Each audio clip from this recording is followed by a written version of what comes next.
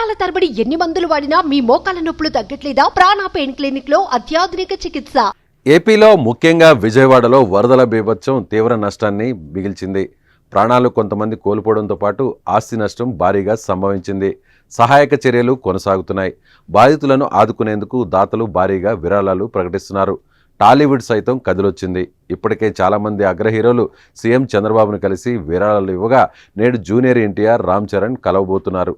AP సచివాలయంలో సీఎంను కలిసి వరద బాధితులకు ప్రకటించిన విరాళాన్ని చెక్ రూపంలో అందజేయనున్నారు. ఇద్దరు హీరోలు ఏపీకి చెరో 50 లక్షలు విరాళంగా ప్రకటించారు. అలాగే తెలంగాణకు వరద సాయంగా 50 లక్షలను ప్రకటించిన విషయం తెలిసిందే. ఇక సీఎం చంద్రబాబుతో జూనియర్ ఎన్టీఆర్ కలుస్తుండడం సర్వత్రా ఆసక్తి నెలకొంది. 2009లో టీడీపీ కోసం ప్రచారం చేసిన జూనియర్ ఎన్టీఆర్ ఆ తర్వాత రాజకీయాలకు, పార్టీకి దూరంగా ఉంటున్నారు. తర్వాత జరిగిన పరిణామాలు టీడీపీ, ఎన్టీఆర్ మధ్య గ్యాప్ని మరింత పెద్దదిగా చేసి చూపాయి.